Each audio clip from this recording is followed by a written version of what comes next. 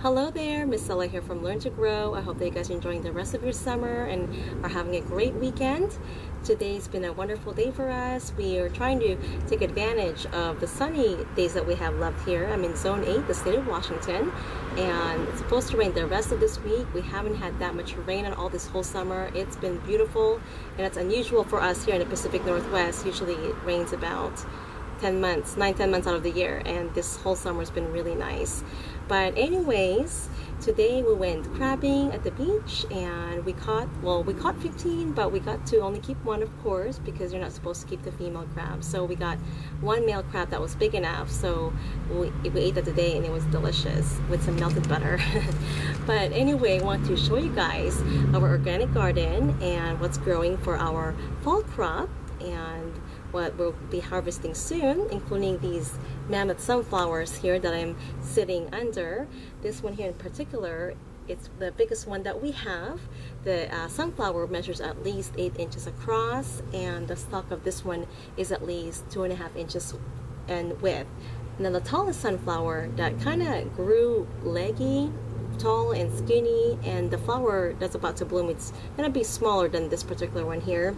It's almost 13 feet tall, so I am so happy and amazed at how well they did this year. I think part of it's because I added chicken manure into the soil. Last year I only just tilled it and didn't really do anything with it. My kids are loving it. They're just so happy to be able to see these giant sunflowers, in our gardens. It's a wonderful feeling, and they're pretty proud of themselves too, because they're the one that sowed the seeds right here. But anyways, let's go take a tour on the garden and see what's growing and how everything's doing. Okay, here's a view from afar, but these are the mammoth sunflowers.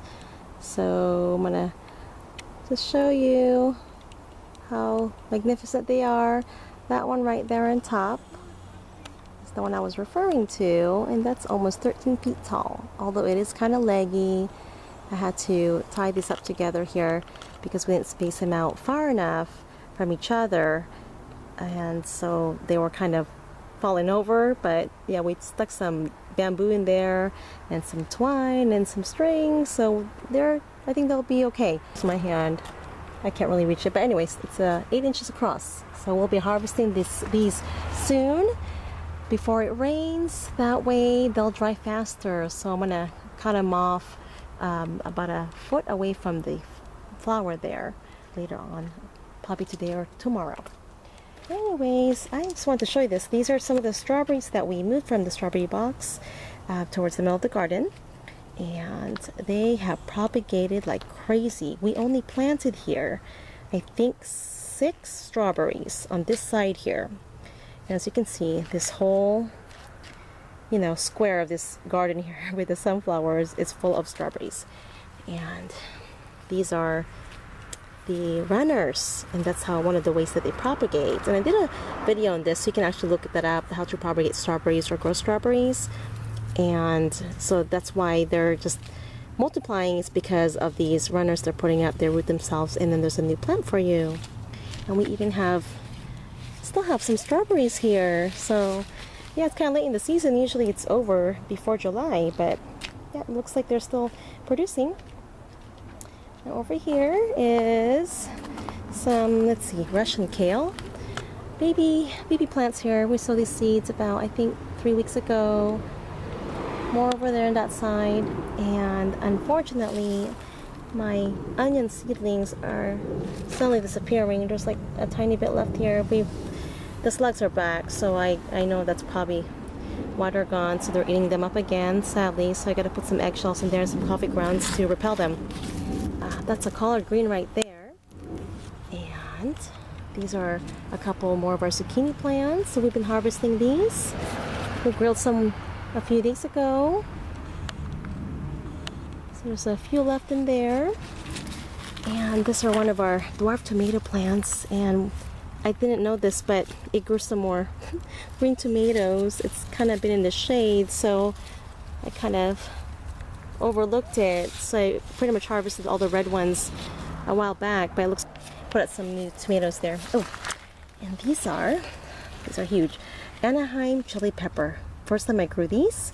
There's not that many peppers on this plant. Oh, let me zoom out here. So there's only a few in there. I think it did okay here, even though it's not that much or that warm here in our climate. But last year I did better with pepperoncinis. I got a whole bunch, I think 50 peppers from a plant like this tall, and this is about maybe 2 feet tall.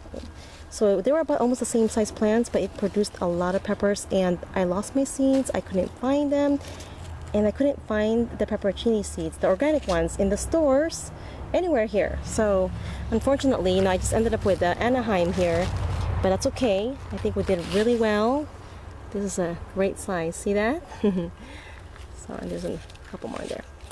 And these are the arugulas. So I've got lots of seeds. There's the flowers. Those are the peppery flavor. So, and these are just about dry here. So I can actually put some more seeds back in the garden and grow some more arugula for the fall crop. But also what I'll be doing is I'll be cutting some of these stems off that's got the green pods there. That way I can hang them in the garage and dry them, since it's going to be raining the next 5 days or 6 days even. So that way they'll dry faster. Some herbs in there too. There's some chives there. That's the basil. There's some oregano here. I think these are cilantro here. Some are going to, let's see, they're bolting. Some flowers in there. Ah, there it is. And some Italian flat leaf parsley and regular parsley there. Some thyme, silver thyme there to the right. And I think this is pineapple sage right there. So the reason why I surround the box with some herbs is because they repel insects. The scent that they put out repels the insects. That way you can keep some of the insects and slugs out of your garden so they don't eat your seedlings and your crop. Let's see. Oh, our fennel. Look how huge this thing is. It's over 6 feet tall and lots of flowers for us. So we'll be getting a lot of seeds, which is a great breath freshener. And I can plant some more fennel next year, as well as the leaves blooming and tummy aches. Okay, these are potatoes. These are the potatoes and bush beans that we planted a few weeks back. So this is just the regular bush beans, which provides nitrogen for the potatoes, and supposedly it helps repel the potato bugs. And then the potato will help repel the, oh gosh, was it the Colorado beetle? Oh, I don't know if I mixed that up. Anyways, and so they have a mutual benefit. You can plant these together. They don't fight for nutrients or water because the beans are shallow rooted and the potatoes are deep rooted. Now this here is more potatoes. I think these are red and Yukon Gold. This is the container potato box. So I did one in a container to see how it does. Supposedly it'll produce more potatoes as you hill or mound around the potato. As it grows, you would just mound the soil or whatever you're using, even wood chips, and then the potatoes will just, produce more tubers and produce more potatoes for you at the end. So I'm just wondering how many potatoes are in there. I haven't checked yet. So the plant seems to be doing well. It's not wilting yet, so it's not quite ready. So we'll see what happens. Here are some more strawberries. This bed is just full of strawberries. Like I said, they propagate very easily and quickly, so they're just really crowded in there. I'll be transplanting these towards the back and spraying them out, where there's going to be more space and more sun. Our carrots, I don't think they're quite ready. Oh well, yeah, this year I just planted them in the pot here, and I didn't put them in a garden box. I didn't do a lot of carrots this year. Now this one here is our second crop of peas and beans, as well as some lettuce, some salad greens in there. So I believe these beans here are some kind of red beans, maybe some regular green beans, pole beans. So we put this, trellis together with bamboo and some twine, and these are just some snap peas that's growing right there. And I used the seeds to plant these from our first crop because the seeds dried up I think a month ago, and so I just sowed them back into the ground, and we got some more plants for the fall crop.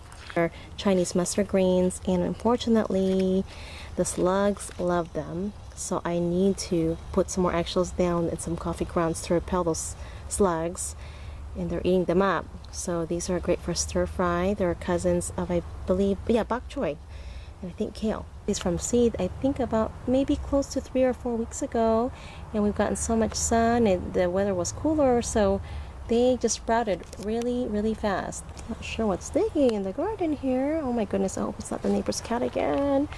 Anyways, these are more carrot seeds that we, so the carrots can actually grow in a cooler setting. It doesn't have to be really hot. They like the cooler weather better, so we'll see how they do in the fall. These two here are my dwarf lemon trees. Actually, this is the dwarf lemon tree, the Myers lemon tree that my mom gave me over a year ago. And this is the dwarf lime tree, and it is producing flowers, which is really late in the year. These are citrus plants, so they thrive in, you know, warmer weather. So I don't know, I think I'm gonna have to bring these in, that way they will survive, because it's gonna be cooler here now. The temperatures are dropping between 55, and in a couple weeks it's gonna go down to 45. So, but yeah, I can't believe it flowered this late this year. Usually they have the flowers by May, and I don't know what happened, but got all those flowers, and they're very fragrant. So I hope it does okay, and hopefully I'll get some lime in the winter. Now the trellis here has 3 kinds of beans. I've got the scarlet runner beans, which are the one that produces the beautiful red flowers there, and the beans are long, some were over a foot long. So the scarlet runner beans are ornamental, but you can eat the pods and the beans when they're very young, when they're probably about 5 inches to 6 inches long at the most. But if it gets bigger than that, the pods get really firm and they're hard to chew, so I usually eat them when they're young. There's also, there it is, the fire barlotti bean here. These are beautiful, the red streak beans. And these beans, when you eat these or bite into the beans, they kind of have this creamy texture. They are delicious. I just stir fry them with garlic, olive oil. I just throw them there and caramelize the onions with it, and it's very good. Oh, this is the scarlet runner bean. Look how big that is. That's at least these two are a foot long. The beans are beautiful when they dry. They're black and purple speckled beans. And I think we've got some green beans here as well. So yeah, they grew really well here. Here are some radish seeds or seed pods, and I am going to be taking these off too, hanging them in the garage so they dry faster, since we are going to be getting lots of rain this week. So I'll be pulling these plants, and I'll have lots of seeds.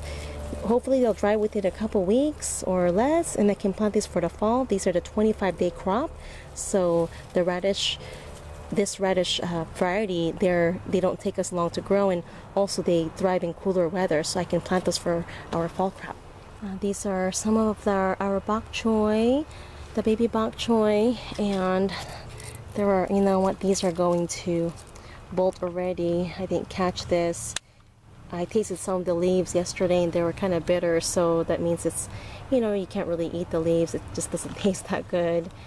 But I do have some baby bok choy growing over there, some more younger ones. So when it's too hot, when it's too warm, that's, you know, what causes some of the plants to bolt, because these plants usually thrive in cooler weather. And there's some more seedlings there of the Chinese mustard greens. And I think, oh my gosh, oh, those are also, I think, bok choy. So these are some Russian kale here. These are delicious ones in our smoothies. I made some kale chips, as well as I just stir fry with olive oil and some garlic, and it's delicious just the way it is. And this is a collard green. It's a young plant. One right there too. This one here we planted back in spring, and it's doing really well. So it's a collard green, more kale, more collard greens, and more back there. And these two are our broccolis, so I think they're just about done. There's, I guess it's producing more. Well, you know what, looks like it's about to bolt. So, but yeah, these were around since, I think, April, so they did really well, and they gave us a lot of broccoli. We are towards the back of the garden, our backyard, And as you can see, because of the sunny days we had, our pumpkins are ready way too early. Normally, we don't harvest this until end of September or even October last year. But like I said, you know, all the sun that we've gotten. So there's one there's one back there. There's a couple of squash. So, but then you know, this powdery mildew, it just got really, really bad. As you can see, I'm going to be harvesting this pumpkin soon and squashes and get rid of all these plants. The vines, they're just not stopping. We've got a couple of days of rain, and then after that couple of days, it's just, yeah, propagated, and they just multiply. Yeah, that's why I gave up on spraying them. You know, sometimes you can't control nature, just gotta let it take its course, and hopefully next year we'll have a better season. You my daughter's sunflower garden. These are also mammoth sunflowers, so not quite as big as the other ones, but they are getting there. I think the tallest one right there is at least 6 foot. I'm gonna say about over 6 foot, like maybe 6'4". So she wanted to do a sunflower garden so she can sit there in the middle and, you know, enjoy the scenery out here. And these are some of her marigolds that she sowed from seeds a couple months back, and they are just beautiful. They did really well this summer. Look how beautiful those colors are. So I'm really proud of her, and she's really proud of herself. Her garden looks amazing. And the Three Sisters garden here. So this is our corn, squash, and beans. They're doing really well. There's a few ears in there I want to show you. They're still babies, they're still small. We planted these kind of, well, I don't know if it's too late, but we planted them around May or towards the end of May. These, I believe, are the glass gem corn because of the purple, the silk there. So I'm hoping it is. And there are some beans here already as well, the fire balotti beans. More over on that side. And I know I saw another bean seed here. It looks like they're just flowers right now, those ones. So remember, the Three Sisters, they thrive together in harmony. The corn provides a pole for the pole beans to climb on, as the beans provide nitrogen for the corn, and the squash shades the ground, keeping the moisture in and smothers the weeds. Now, these are the yellow squash. We harvested a lot of yellow squash and also unfortunately caught the mildew. So yeah, they're just about done, but there are some more squash in there. There should be. Oh, there's a little one down there. There's another one over that side. There's another one back there. So I'll have to harvest those before I pull the plants out. And more beans in there somewhere. Last part of the garden here is this little area of tomatoes and an eggplant. This was given to me by my mother, so it already had the small fruit on it, and I'm not sure if that's the full size of this eggplant, but it looks pretty good, and it's just in the pot, so maybe next time I'll get it into the ground. And it is my first time growing eggplant, and I didn't grow it from seeds. It was just a little plant that my mom picked up from the nursery, so I think it did okay. And there's another tiny fruit back there. The tomatoes we've been harvesting the past 3 weeks, maybe 4 weeks even. So a lot of them were ripening very early, especially here in our area, and so they're pretty much done. And I just kept in the container here, and I noticed that it did not produce as many fruits as it did the years before when I had them in the ground.